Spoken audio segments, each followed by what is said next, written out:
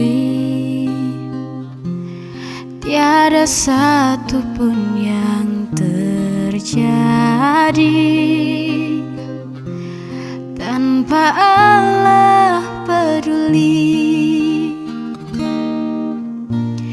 Allah mengerti, Allah peduli segala persoalan yang kita hadapi.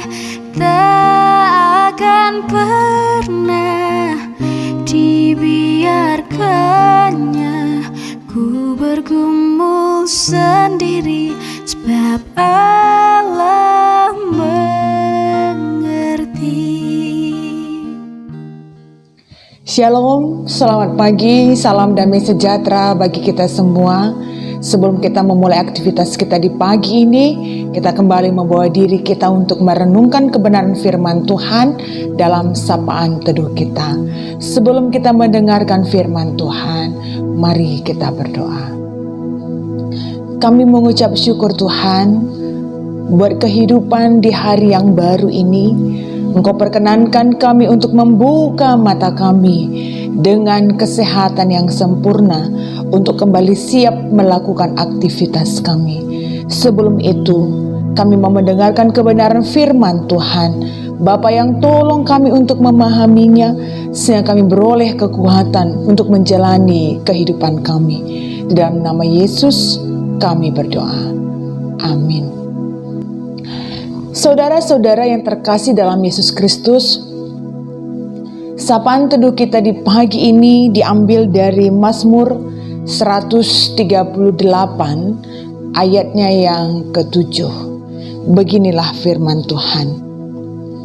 Jika aku berada dalam kesesakan, Engkau mempertahankan hidupku. Terhadap amarah musuhku, Engkau mengulurkan tangan-Mu, dan tangan kanan-Mu menyelamatkan aku. Demikian firman Tuhan. Saudara-saudara yang terkasih dalam Yesus Kristus, ada sebuah kesaksian tentang seorang bayi yang bernama Syabi. Dia adalah bayi yang terlahir pada usia 23 minggu dengan hanya memiliki berat badan 1/4 kilogram. Para dokter ragu bahwa Syabi dapat bertahan hidup, sehingga dia mengatakan kepada orang tuanya mereka hanya punya 1 jam dengan anak perempuan mereka yang terlahir prematur mikro. Namun ternyata hal yang luar biasa terjadi. Bayi Syabi yang hanya memiliki berat badan 1/4 kilogram ternyata memiliki keinginan untuk tetap berjuang mempertahankan hidupnya. Sehingga setelah mendapatkan perawatan selama 5 bulan di rumah sakit, Syabi secara menakjubkan dapat pulang ke rumah dengan berat badan 2,2 kilogram. Akhirnya dia pun mencatat rekor dunia sebagai bayi terkecil di dunia yang dapat bertahan hidup. Bayi Syabi dijuluki dengan nama mungil tetapi perkasa. Saudara-saudara yang terkasih dalam Yesus Kristus, mendengarkan sebuah kesaksian ini mungkin kita akan semakin dikuatkan di dalam menjalani kehidupan kita. Karena mereka dalam kemustahilannya ternyata berhasil melewati keadaan yang buruk dan beroleh kemenangan. Sehingga tentunya ini menjadi kekuatan bagi kita. Sebagaimana juga dalam nats sapaan teduh kita hari ini yang mengungkapkan bagaimana Daud kembali mengangkatkan tentang kisah hidupnya. Dia menuliskan itu dalam Mazmur 138 sebagai nyanyian syukur atas pertolongan Tuhan. Tentu Daud benar-benar merasakan bahwa Allah memberikan dia kekuatan dan juga kemenangan dalam menghadapi kesulitan-kesulitan yang terjadi, sampai dia sendiri merasa bahwa hidupku ini benar-benar berada dalam kesesakan. Tetapi Tuhan dengan banyak cara tetap memperlihatkan perlindungannya kepada Daud. Bahkan Tuhan menjaga Daud dari amukan para musuh yang mengancam dan mengintai kehidupan Daud. Tapi apapun keadaannya, dia selalu menggantungkan dan mengandalkan Tuhan seutuhnya. Sampai akhirnya dia mampu melewati itu semua.